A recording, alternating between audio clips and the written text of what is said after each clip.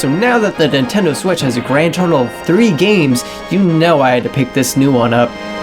Now, I'm not someone who typically likes to dedicate time to playing RPGs, other than special exceptions of course, but other than these special exceptions, I've dropped time and again so many RPGs that I've desperately wanted to get into. Be it that the story didn't grab me, the gameplay bored me past the 10-hour mark, or so on. I really just couldn't have helped but just to drop so many RPGs. This started years ago when I tried to play every game considered to be a masterpiece. If a game was hailed and praised endlessly, surely it must be good. Right? Surely then, I too must be able to like it if so many other people do. Right? Oh, how naive I was. I think my lesson was finally learned after I tried out Final Fantasy IX. It was a very visually stunning game for the PS1, that I could appreciate. The world seemed creative and interesting, the music was absolutely glorious. The game overall was very charming, and I was completely fine with the active turn-based combat. But even still, I ended up dropping it.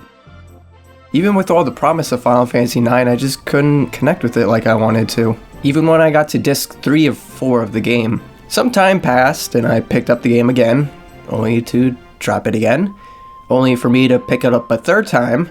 This time I was determined to finish it, to get really into the mechanics and story of the game. I was going to force myself to click with this game, whether I liked it or not. And again, got about 30 hours in, and again, I dropped it. It was here that I think I finally accepted that I just can't connect to RPGs like I, for years, have desperately wanted to. I have a respect for Final Fantasy IX and games like it, but it's just not for me. And also the fact that most RPGs are 40, 50, or even more hours becomes very daunting for me, and I just can't be bothered with that sort of commitment to my time. And now, finally comes in Octopath Traveler. A game that, when originally announced, I was instantly hyped for. This is a game that harkens back to RPGs of old, inspired by games that I've tried to connect with and have failed to. So, regardless of that, what sparked my initial interest for this game? Why was I instantly on board for Octopath Traveler? I mean, are you insane? Look at it. It's beautiful. It's gorgeous. It's amazing. Yeah, graphics and presentation aren't important, except they are. It's just the quality of the graphics shouldn't be judged on the merit of how realistic they are, or how many realistic shaders the devs could have forced in. Even though with Octopath, they were able to squeeze in a lot of realistic shaders. Too many, actually. But I'm getting ahead of myself there. The use of sprites and realistic shaders with 3D environments is a large chunk of what got me immediately on board. Ever since I was a kid, I had seen people make images like these, where they use sprites in real 3D environments. Those pictures mixed with this YouTube video from 2012 that reimagined Secret of Mana in a 3D style, it made me dream of a sprite-based game taking advantage of 3D. And finally, on a silver platter out of nowhere, Octopath made that dream into a reality. The second big thing that had me on board for Octopath early on was the structure of the game. Similarly to how I'm baffled no one had made a game of this visual style and flair before, I'm shocked no big RPG had tackled this sort of structure prior to Octopath.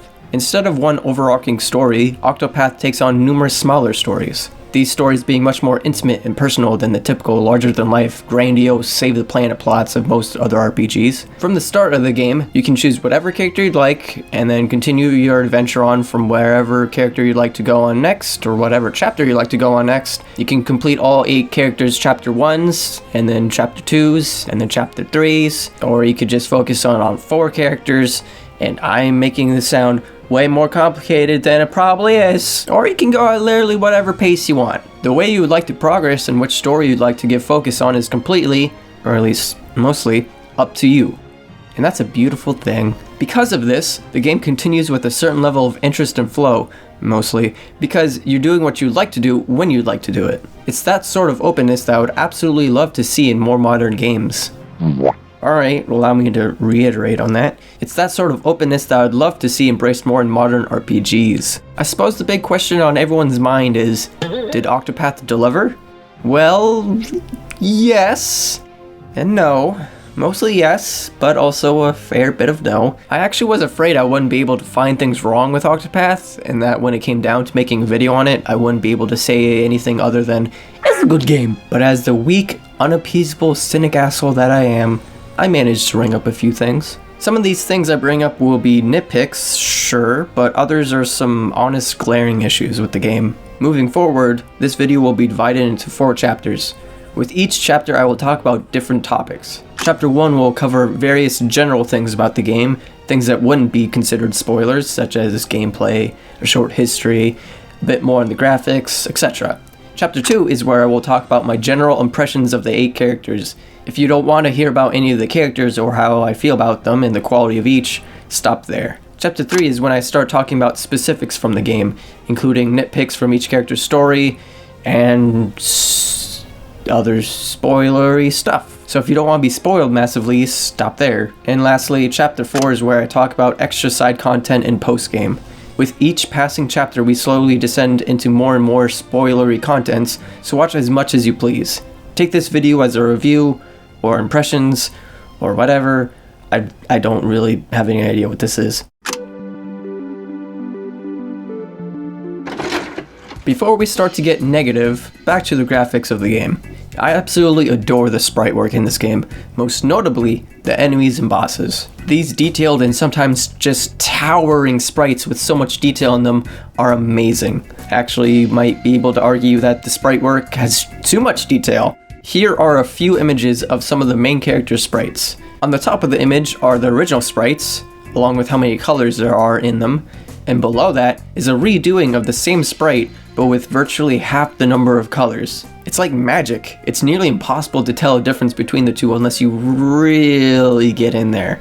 I'd like to take this time to credit the Twitter pixel artist Daku, who had taken the time to create these images. She does great pixel and digital art, so you should totally follow her on Twitter. Link down in the description for that. Now back to these images. Now I'm not bringing this up as a point of criticism against the game, I just feel like this is an interesting talking point. The artists behind this game put in a lot more effort than they probably should have with these sprites. And just imagine having to animate these sprites with such needlessly high color counts. From what I can tell from this, there's an overabundance of time, love, and care put into these sprites. Which other developers might say this is foolish and a complete waste of time and resources, and that's a pretty logical and sound thing to think. But these guys and girls that worked on Octopath still went through this effort. It really speaks to the passion put behind this project with little things like this.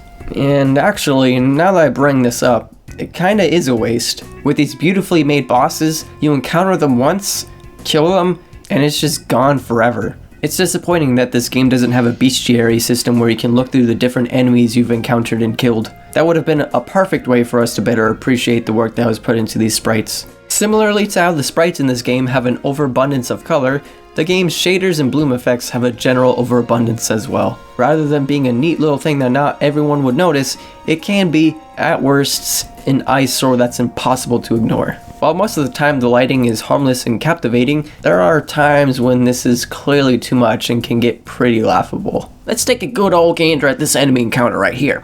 Oh yes, this is good. Actually not good enough. In fact, might we add more bloom, please? This is one of my favorites. Do you see that in the background back there?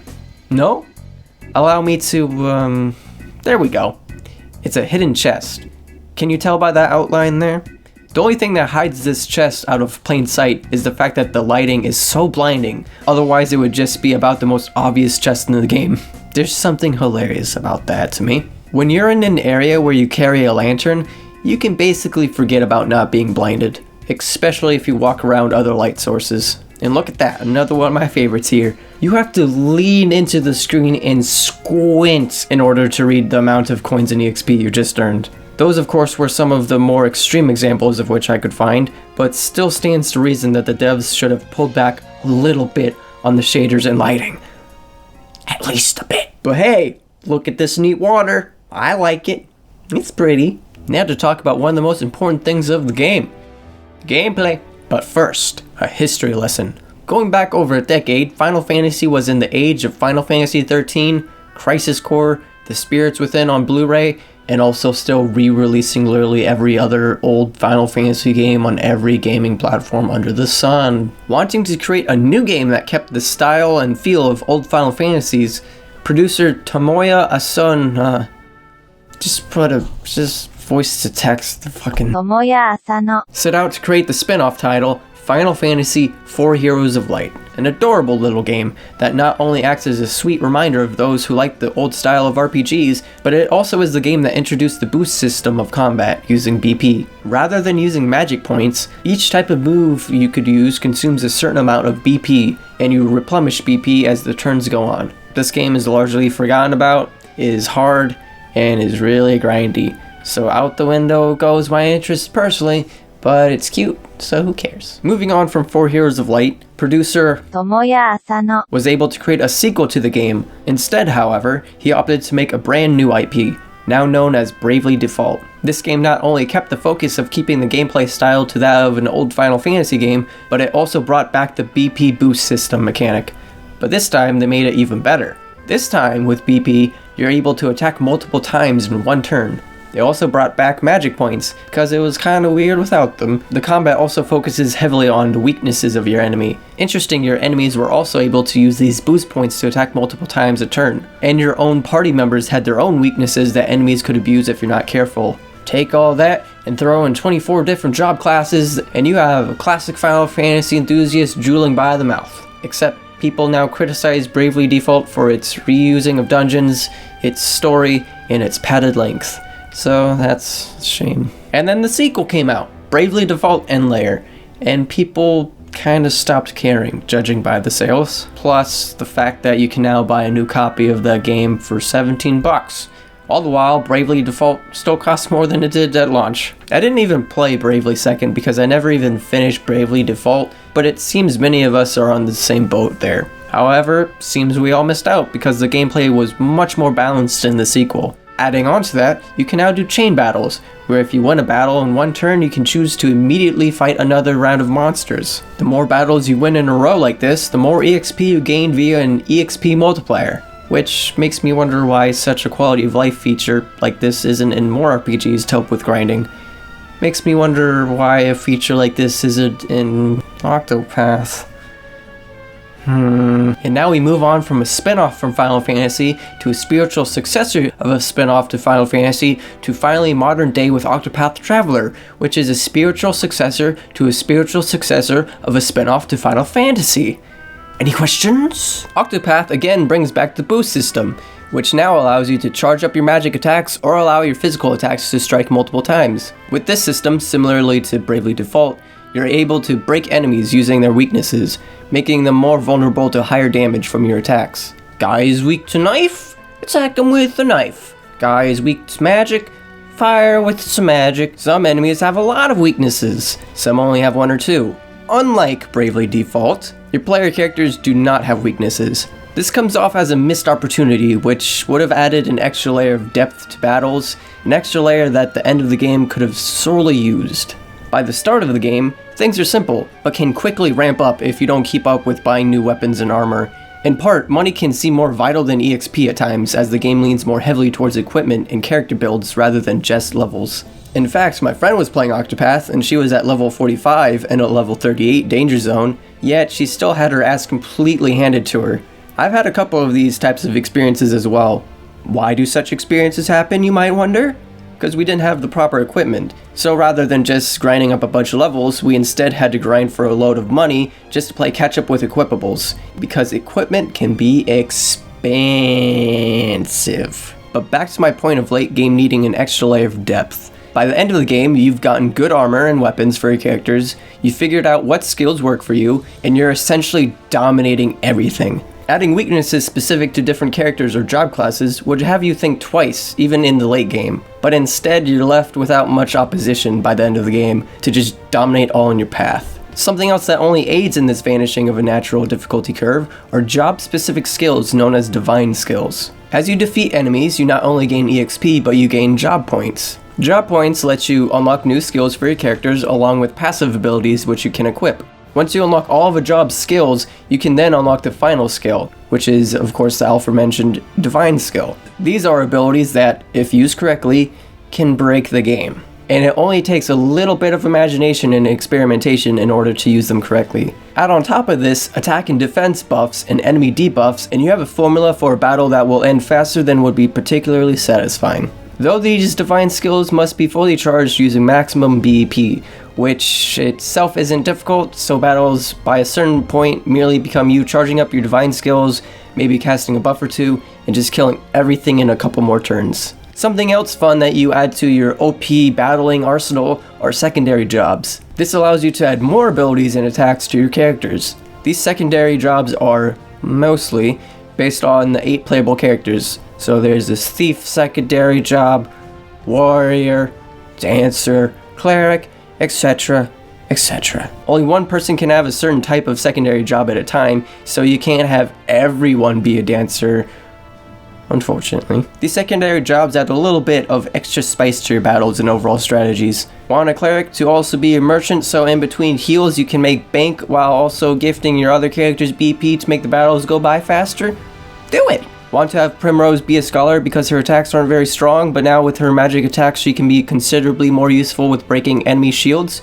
Do it! Which in turn, all of this only really makes the game easier, but it adds a bit more depth and fun, so I'm very analytical. Yeah, sure, it breaks the game, but who cares? It's fun. Oh, and a small note, secondary job classes have your characters dress up differently to fit their new role, which is adorable. However, these new outfits are only visible in the menu and in battle.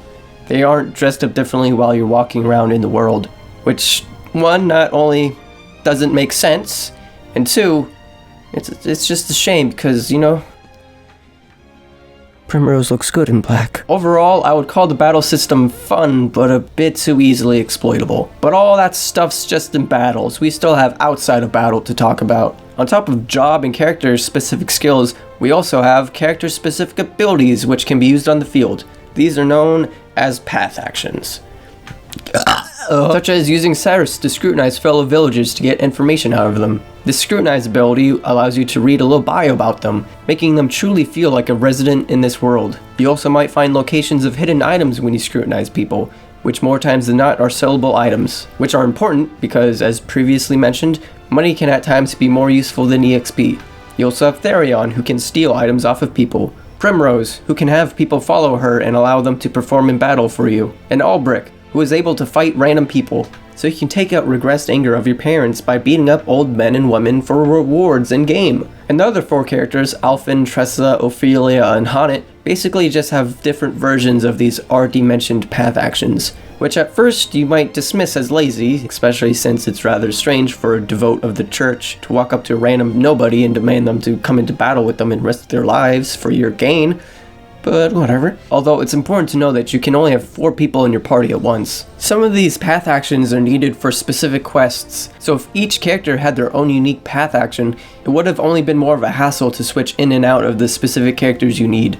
However, since there's only 4 real types of path actions, just with 2 variants of each, it can make it much more convenient during play. And boy, some of these path actions got really addicting to use. It was always exciting to get into a new town and immediately just scrutinize everyone to get hidden items and pickpocket useful items from every possible NPC. Which is good because in this game you're basically just going town to town, so thankfully each town feels fun to go around while also being distinct enough from one another. However, sometimes on your ventures you may come across a sign that blocks your way, because the story doesn't want you to go that way until a certain chapter. But back to path actions. They're also needed for side quests, which there are a lot of. Some of them are easy to understand and figure out, while others seem cryptic and confusing.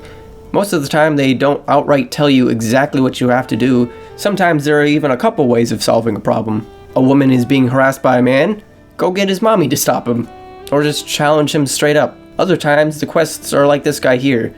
Somewhere in this wide world, there has to be the perfect sweetener to please me. Is that all you're giving me to work with? You're not even going to give me a hint of where I might find something like that? Do you know how big the map in this game is? While others still, I completed by accident. Like this man whom I've never met. I just walked right up to him, talked to him because he had a side quest, and oops, seems I already found the solution to his side quest somewhere along my journey, and I can just complete his quest right here, right now. Okay, cool, I guess. Didn't mean to do that, but I'll take it. There are a few side quests that are particularly interesting, and these are the ones that have their own little stories to them. These side quests have numbers next to them to indicate that there's more to this NPC story, and it's rather cute having NPCs carry out their own stories. It makes the world feel more lived in. that you're not the only one going on some grand journey. Overall, the side quests were neat from time to time, but nothing I'd dare try to complete all of.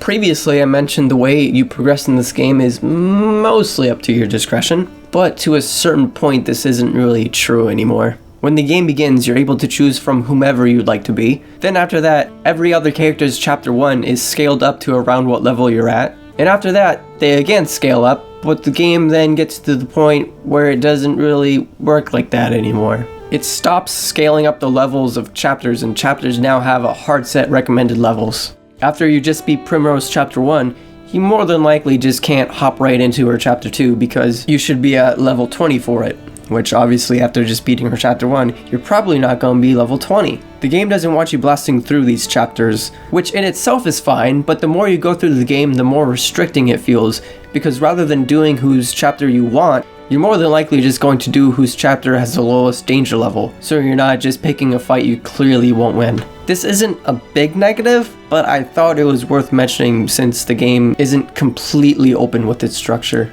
And finally, the real meat and potatoes of the game, the chapters themselves, that of which each character has 4 of, and each chapter is roughly an hour long, unless you skip all the dialogue, and rush through it making a beeline for the boss of the chapter, which is rather easy to do. So how are these chapters? Are they fun and interesting story and character-wise? Or are they filled with trite, boring nonsense? Both. But before I get into chapter 2 of this video where I talk more about our characters' chapters and their overall quality, I feel like I should clarify if I recommend this game since people might not want to go much further into this video. So here it is. Do I recommend this game? If you are a die-hard JRPG fan who has played many of the classic Enix and Squaresoft games, then absolutely I'd recommend this game to you. This game was specifically made for you. This game has a length of about 70-80 hours on a casual run, and while the game overall is an uneven experience with highs and lows, you're certainly going to get your money's worth. If you occasionally play RPGs, or if you find that this game looks appealing, do I recommend this game? Yeah? If you only sometimes play games of this genre, but you still find yourself being gravitated towards Octopath, you'll more than likely get something out of it. But don't rush in and expect something you'd find to be an absolute masterpiece. But if you do find it to be a masterpiece, then you should really play more of the classics, because clearly Octopath hit something that you've been depriving yourself of for years. Now if you hate JRPGs, if you loathe them and detest little else than these types of games, do I recommend this game for you? No, absolutely not. Were you crazy? Stay far away from this game if that is the case. Or play it anyway, even if you'll hate it. It's your choice. Also, the music is great. Here's a few of my favorite music tracks in the game. However, for time-saving purposes, I'll be playing all of them at once.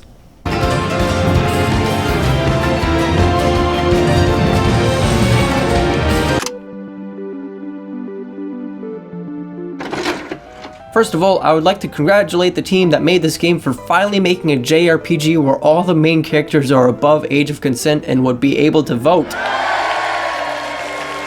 Round of applause for them, folks. They earned it. Each character has 4 chapters, each chapter ending with a dungeon, and each dungeon ending with a boss. Unfortunately, there are only 4 different types of dungeons.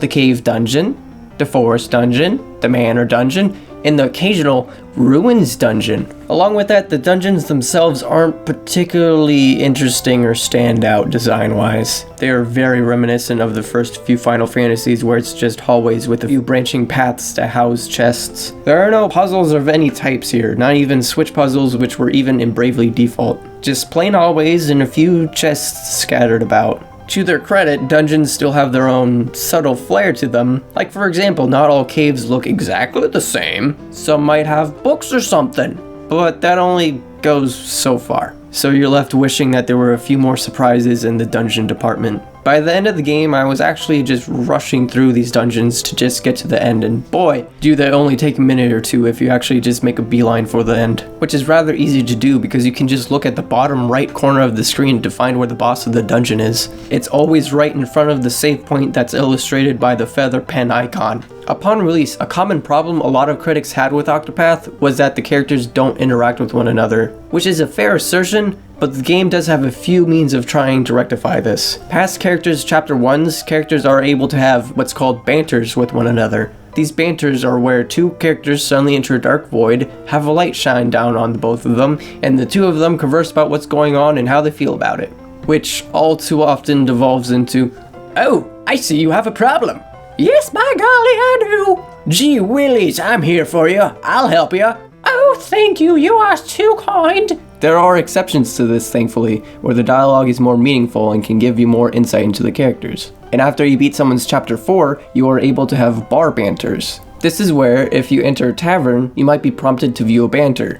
And rather than just being one-on-one, these bar banters might have 3 or 4 characters conversing with each other. These bar banters are much more interesting and at times are even quirky and cute. Though these banters help add to the characters, they don't completely excuse the disconnect you get from watching every other character's story cutscenes, but the rest of your party members are never present with them.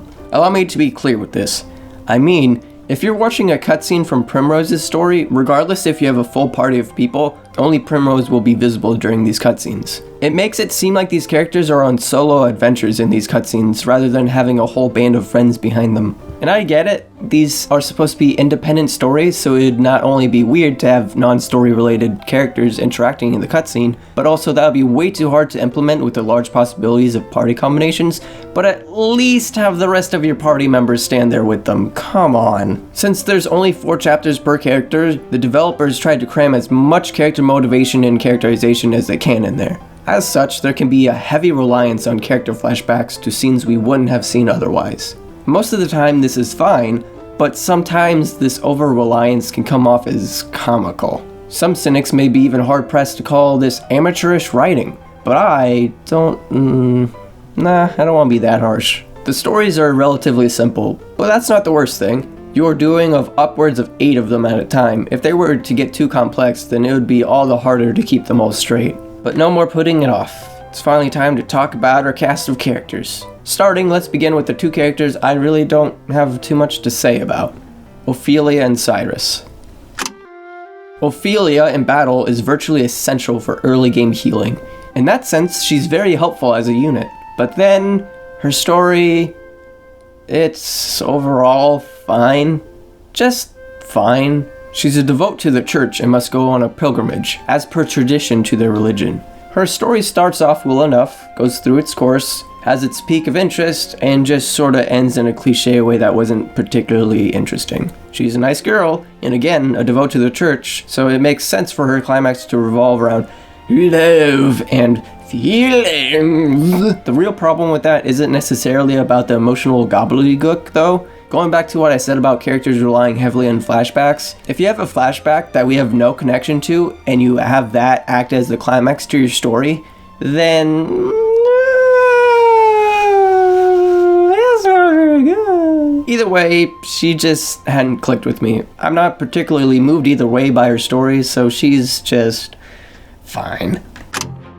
Cyrus in battle is far and away one of my favorite characters. His magic abilities are a godsend for taking out enemy weaknesses, even though by a certain point with this you can just start spamming powerful magic and be nearly unstoppable, but whatever. Also, his design and the fact that he's a scholar is just really cool to me.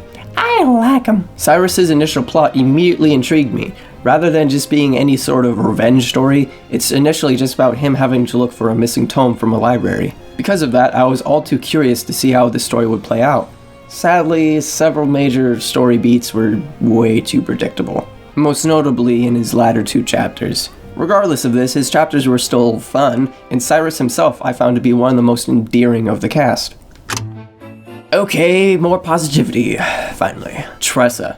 Tressa is one of the best characters story-wise. Our story here follows a charming, sweet, adorable young girl going on a journey of a lifetime to try to make her own life as a successful traveling merchant. Thankfully, her chapters have characters that the game just doesn't immediately throw away, so they're able to be more fleshed out than most of the NPCs in the game. Her story is probably the most consistently charming and engaging in the game, and she's just too sweet in personality and voice that you can't not just love her. Though sadly I never got much use of her as a unit in battle. The merchant job class has an ability in which you're able to give party members BP points, which is insanely helpful. But I just ended up giving Ophelia the secondary job class as merchant, so I really didn't need Tressa. So unless you give Tressa a good secondary job, she's not the most helpful aside from being able to get a boatload of money. She's able to steal money off of enemies, and as you move across different areas of the field, she randomly picks up money based off of how many enemy encounters you had in the previous screen. So she's useful for that, I guess. Ulbrich. A 35-year-old ex-knight from a dead kingdom whom is coming out of retirement to get revenge for his deceased king. Not the most interesting character setup, especially considering how predictable his first chapter was. However, the game ended up smacking me square in the face and told me to shut the fuck up with my pessimism because Ulbrich ended up being one of my favorite characters, in and out of battle. His chapters, except for chapter 1, and most notably his second and third chapters, were some of the best in the entire game, largely because they weren't just, talk to the guy, okay good, now go to the forest and beat the guy, congrats, you win. His second and third chapters actually felt different from what we were doing from the rest of the game, so that was very refreshing. Man, you cannot just put the Glitz Pit from Paper Mario the Thousand Year Door in your game and not expect me to love it. Aside from that, Ulbrich's story actually has some interesting development, and not just of Ulbrich's character, but also of one of the other major characters therein. Inside of battle, Ulbrich was a staple for me. By the midpoint of the game, I had gotten his divine skill that obliterates enemies and bosses. Not only that, but his skill to attack every enemy with a sword was also great for taking out typical field enemies after being boosted. I was afraid Ulbrich was going to be a bland, uninspired character that I wouldn't have given any attention to, but he ended up being one of my favorites.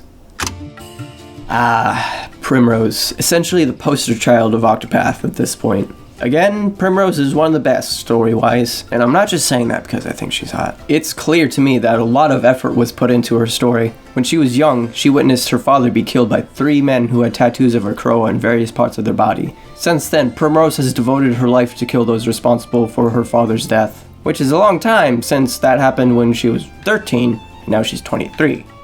But I digress. As soon as her story starts, the game has you empathize with her, and you immediately want to see her finally have her day to shine and have those who wronged her dead. Her Chapter 1 sets this tone exceedingly well. Chapter 2 continues this. Chapter 3 takes a quiet, awkward stutter that I'll refer back to later. But then Chapter 4 finished things off absolutely beautifully. She no doubt has the best final chapter with the most satisfying ending dramatics. She's not the strongest unit though. She's mostly delegated to a supporting role, with buffs to your party members. Later as you progress into the game, you really should find a good secondary job to delegate her to boost her usefulness. But as a character, she's intriguingly tragic and is one of the more fun characters to read about in banters. Without a shadow of a doubt, Primrose is one of the most memorable characters.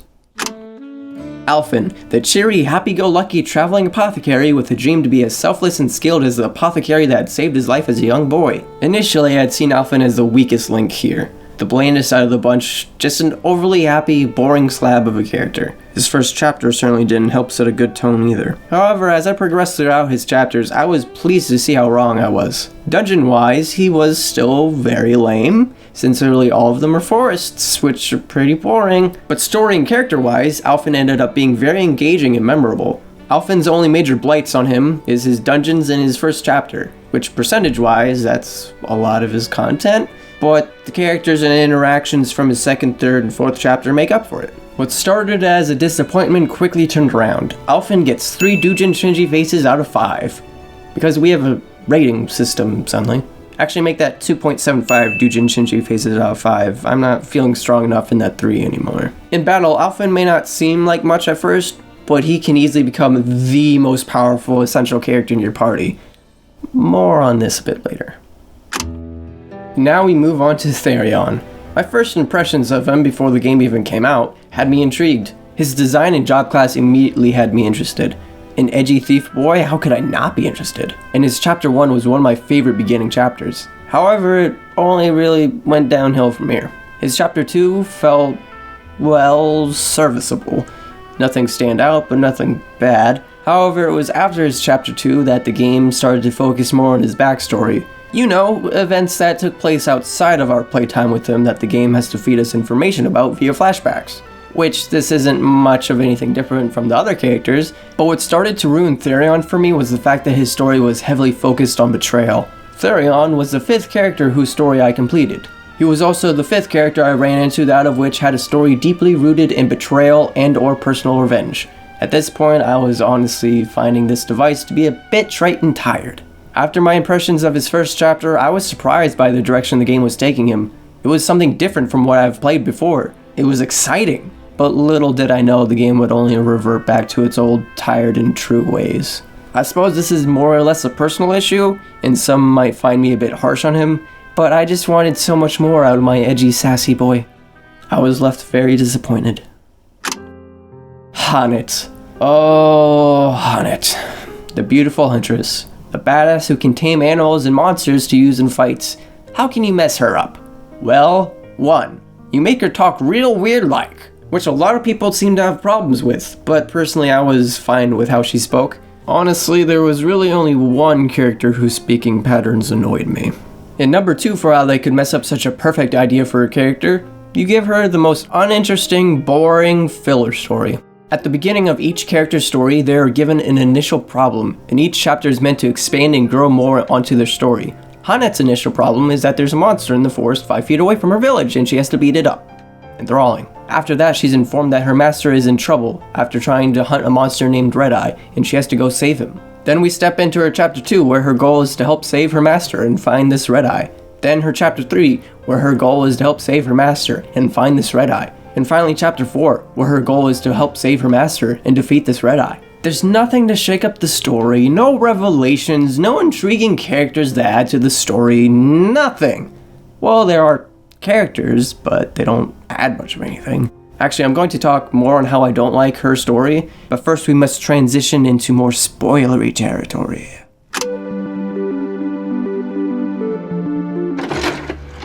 In Hannet's chapter 3, we have a hack fraud fortune teller who just tells her to go into the forest to kill a boss, and then to come back to get an item that we'll need to face Red-Eye. Except you really don't even need this item. I don't think I used it at all during the Red-Eye fight. So glad I wasted my time with that. Enter chapter 4 as the king, where he tells us that we should probably go into the dungeon to defeat Red-Eye, which the king has to tell us to go into the dungeon to face Red-Eye rather than us just heading right in there to do so. Even though we already have a reason to face Red-Eye, to save her master, this chapter tries to add more stakes to you beating up Red-Eye, because a bunch of randos were also defeated by the monster. I really have no care or empathy for these random NPCs, so watching them fall before the beast did not add anything to my desire to finally face the monster we've been hearing about over and over and over. By the time Hannet's story was over, I was actually pretty relieved. I didn't find it engaging, and the character of Hannet was wasted on this filler. Also, Hannet's fucking gay! That's not a nitpick, actually. I just wanted to share that with you. Hannet's chapter 3 boss with the lighting looked almost white. On my HD TV, it looked white. But in battle, it is very, very, very red. Thanks, overabundant lighting effects. You did it again. Also, it's just a dragon. A lame-looking, uninspired dragon. Hannet's chapter 1 and especially chapter 2 bosses were really cool. But this is just a dragon. Lame. Adding on to that, this dragon lives in the snow and ice. So why is the dragon weak to ice? Like, I get it.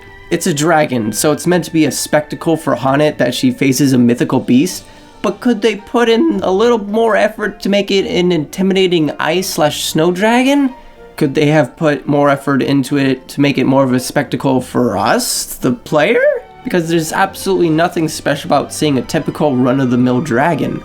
This whole boss just comes off as out of place. Why does it make sense for Therion to let us join him on his job to raid and rob a rich household? Or for us to want to help steal treasure? What Ulbrich is, let's fight with honor. Not have a problem with this whole shady business? And would Ophelia, the goody-goody church devote, just be completely on board with this grand theft? This doesn't seem right. During Therion's flashbacks to when he was a kid, Therion and his friends' dialogue don't sound like children. Hannet's voice sounds like a child during her flashback. Also, Ophelia sounded like a child during her flashback. Imagine that.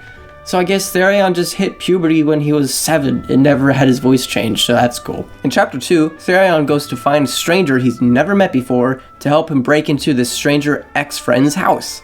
You're a thief, and you're just going to go to someone you don't know for help. And this person decides to help by giving Therion the password to get into this heavily guarded house and somehow make a brand new key to get into the room that Therion needs to get into. It's been years since this person last used this password to get into this house. You don't think the homeowner would change the password after all this time when they're trying to be extremely secure with this? And how did you have the perfect mold of the proper key needed to open that door? Whatever. In Therion's Chapter 4, the story demands that you steal an item off of people. However, this item has a very low % chance of being able to be taken, so you're more than likely going to fail. Multiple times. And the game knows this because it expects you to lose your reputation. We can see this by how the game has it incredibly cheap to buy back reputation in this specific town. But I digress. So you fail over and over to steal an item off of these thieves that are after your life. However, they don't do anything once they notice you. They don't fight you, they don't come after you, or anything. They just stand there, yell at you for a second, and then just continue to stand there. It would have been so cool, and you'd think simple, for them to add stealth sections into Therion's dungeons. Like in its Chapter 4, when you essentially have an entire town of bandits looking for you. Or in its Chapter 1, when you're supposedly going through a manor with many traps laid about in it. Except there are no traps. No risk of being discovered. You really don't get a sense of being a thief in Therion's chapters, which isn't helped by how much you pretty much just waltz right through the front door of all of his dungeons. It comes off as a huge oversight and disappointment. Primrose's Chapter 2 and Albrecht's Chapter 4 comes off as way better thieving dungeons than anything from Therion. You actually sneak into the boss's quarters via secret path in those, rather than just going through the front door. So, Alphen's first chapter boss is a giant snake, whom bit a girl, and you have to receive the venom of the snake in order to make medicine to save the girl's life. However, if the snake is as big as it is, there's no way that the girl would have survived an encounter with it. First of all, it would have just swallowed the girl whole in an instant, but even if she just got away with only getting bitten, that bite would have done some serious damage to her insides with how large those fangs are. But yeah, no, just a little sick from some venom. Just from a small bite. Yeah, that's fine too. Yeah.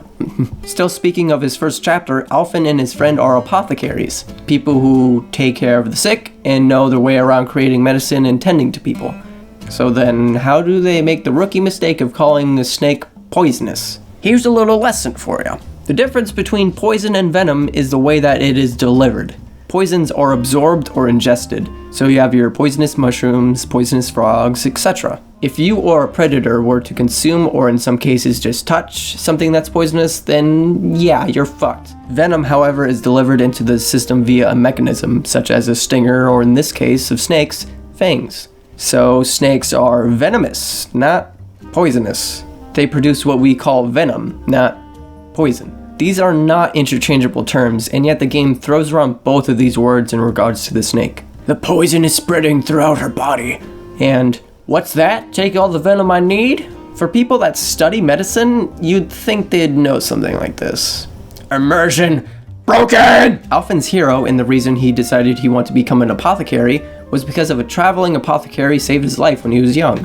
This man that had saved him was a master of his craft and clearly had many years under his belt to study medicine. Except, not. He was only 24. Even though his sprite is very similar to Heathcote's sprite, and Heathcote is 65. So that's kinda weird. In the last town of Alphen, in the background you can see flying birds. They're not pixel art though. They're just kinda lines that blob in and out of existence. It's rather standout and strange how they do this, and I don't know.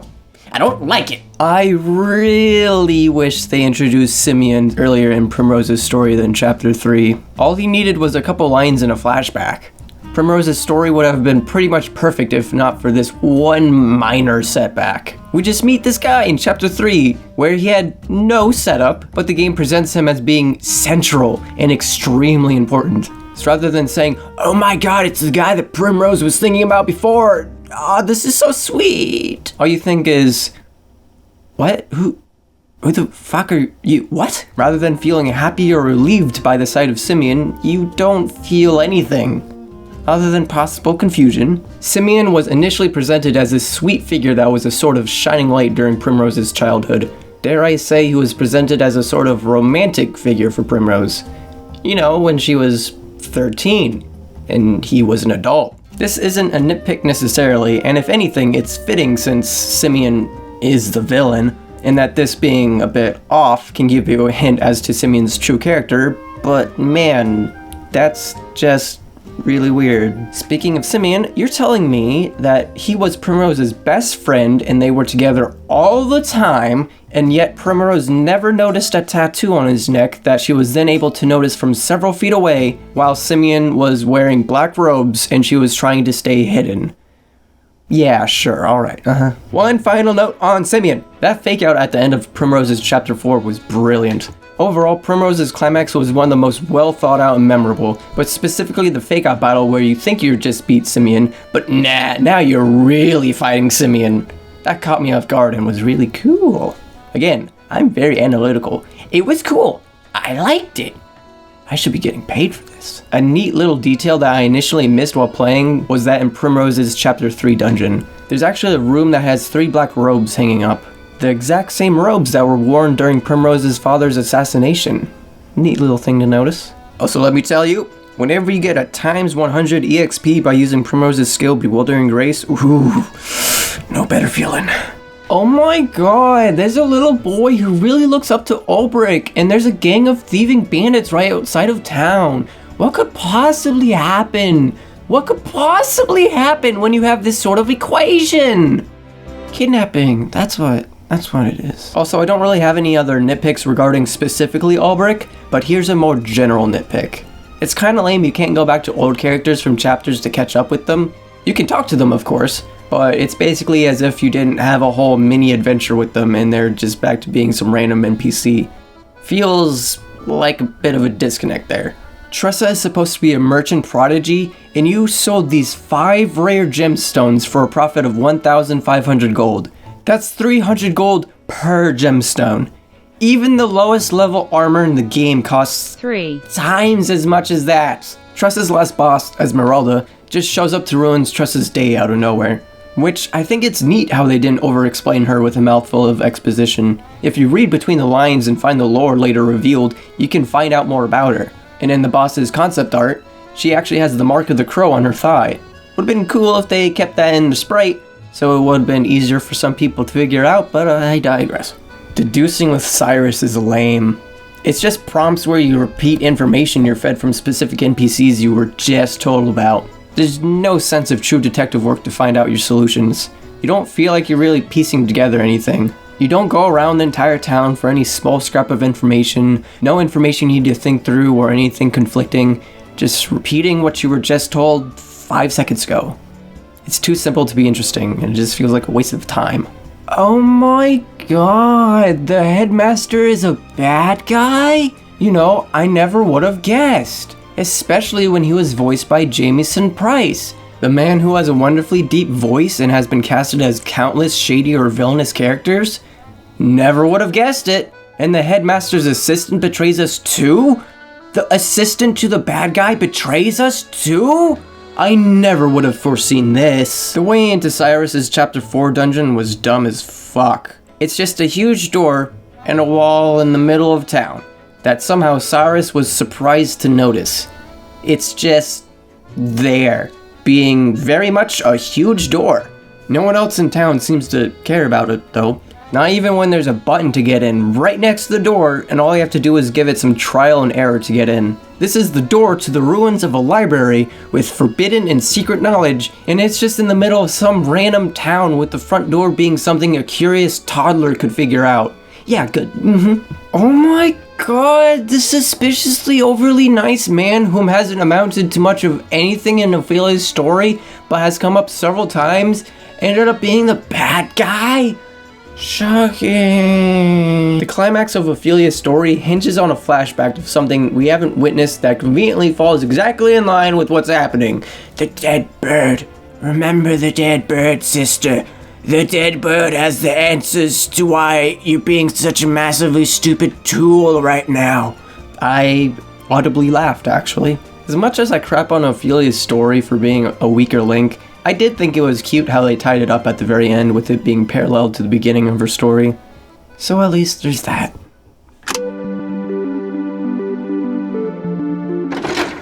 When the embargo was up for reviews of Octopath, many of them were commenting on how it was a negative against the game that the 8 characters' stories didn't connect at all. I'm more than happy to point out how dead wrong they are. Yet they weren't 100% in the wrong to say that they weren't connected either, thanks to how missable this is. After you beat the 4 chapters of each character, nothing happens.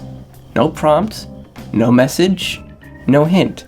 Just nothing. It'd be completely understandable if you were to beat your last chapter and said to yourself, well, this feels a bit anticlimactic, and just turn the game off forever. But there is one last portion of the game, one last dungeon that ties together all 8 stories to one focal point.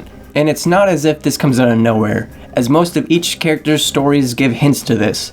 This one main focal point, the sealed god Galdria. To those paying attention, the fact that this god is brought up again and again might be big enough of a hint that there's something bigger at play and that there's still something left to be discovered. But the way you go about unlocking this final dungeon is nothing short of obtuse. In order to unlock this last dungeon, you must complete 2 very specific side quest lines.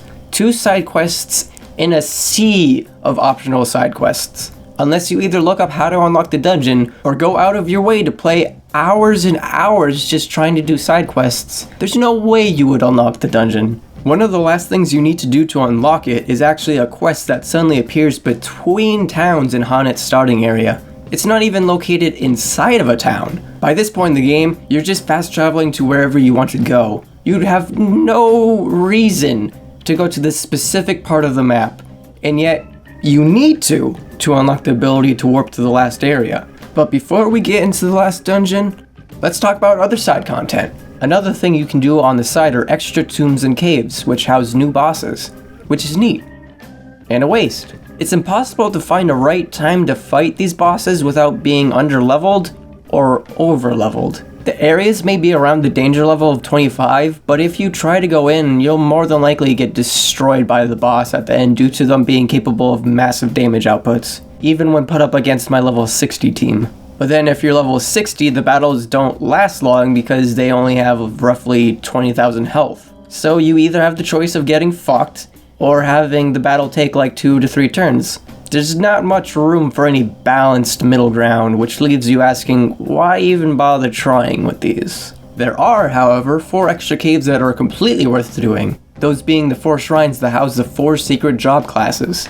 These jobs are the Sorcerer, War Master, Rune Lord, and Starseer. They're a more healthy challenge compared to other side tombs, while still being completely doable. This is actually the part of the game where I finally learned how OP Alphen was. And by that, I mean I looked up combinations of his concoction abilities on the internet and just completely decimated without the needless trial and error nature of his ability.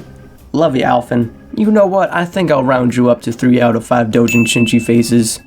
You earned it. The extra job skills and abilities are also insanely helpful when it comes to the true final boss, which it's finally time to talk about. But before we can do that, we have to talk about my most favorite thing ever!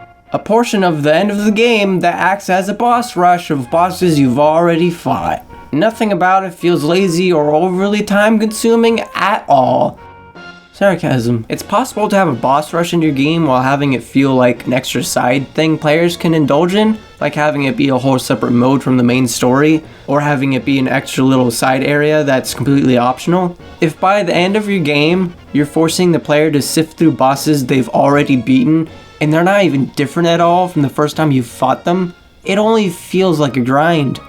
I'm sorry, Mega Man, I love your games, but the boss rush gauntlet at the end of all your games is always a low point for me. But at the very least, your gauntlet doesn't take an hour to get through for me, and I don't have to waste a whole nother hour every time I fail at the last true boss, unlike how Octopath is. At the very least, it's cool that you get extra lore behind the bosses and their motivations after you beat them, but this is a whole lot of reading that I mostly do not care about. Would have been much more lovely if this was cut off from the last boss and was put somewhere else, so we don't have to fight and refight and refight these bosses. Or, you know, just put a save point right after the boss gauntlet and before the last boss, but no! It has to be way more time consuming than it's worth. That's how you know it's epic. That all being said, some of the lore behind the game is actually really intriguing. I know I crapped on H'aanit's chapters a lot, but her last boss, Red Eye, has to be one of the more interesting bosses of the game. Not only for his design, but his backstory. You see, you remember Graham, right? The man who saved Alfin's life and the owner of the journal that Tressa was writing in? Well, yeah.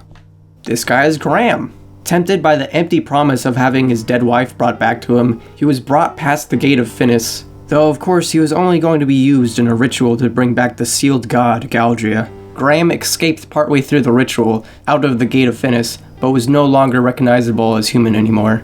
After beating Red Eye, if you return to his dungeon where you fought him and examine the pillar, you can read a message from him where he prays for death.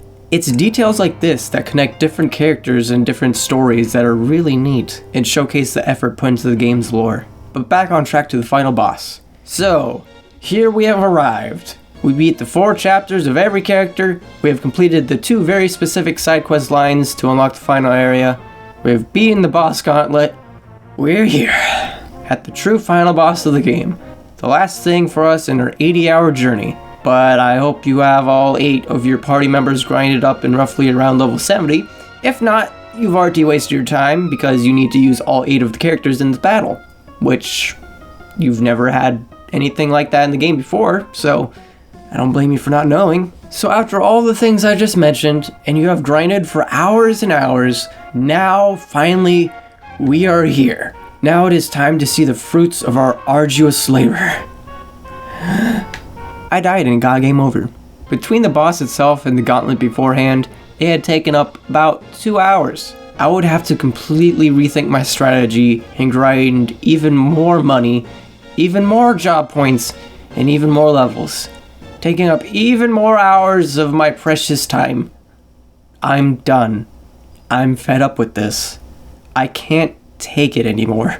The fact that there is a true final boss is really cool and adds to the experience since it connects all 8 of the characters' stories together, but the boss itself is metaphorically, and literally, a mountain that only JRPG fanatics, or people with a lot of time and patience, can get over. With my time fighting the boss, I got 1/5 off of its health, and that's only counting the first form of 2. I looked up the second form, and no. I also saw a video of someone that invested over 350 hours into Octopath and is doing just the most ridiculous amounts of damage. That's someone who's fully exploiting the system of the game. And that's the only choice you have to beat this final boss, is to exploit this system as much as possible. If not, you're only going to get destroyed and waste hours and hours. Which, since the boss is a demonic death god, it makes sense, but it just doesn't fit at all with the rest of the difficulty of the game. Allow me to illustrate the difficulty curve of the game for you. Here we go, let's I simply do not have the time or patience to take on this final challenge. To anyone who is able to manage to beat this boss, my respect goes out to you. Because, jeez, that's dedication, my friend. But for me, I'm cutting my losses here. Gotta be honest with you, I'm walking away from Octopath with a sense of disappointment, mainly because of this obtuse, intense last portion of the game that came out of nowhere. I'm not saying this part shouldn't be in the game, or that it should not act as a last challenge, but it's just maybe a bit too overwhelming for this little baby JRPG gamer that is I. Maybe I should try picking up Final Fantasy IX again for a 4th time so I can play a JRPG I can actually beat. So, overall, I enjoyed my experience with Octopath, but I can't help but walk away feeling a bit empty and disappointed at the very end. As such, I see it only fitting that I would end this video the same.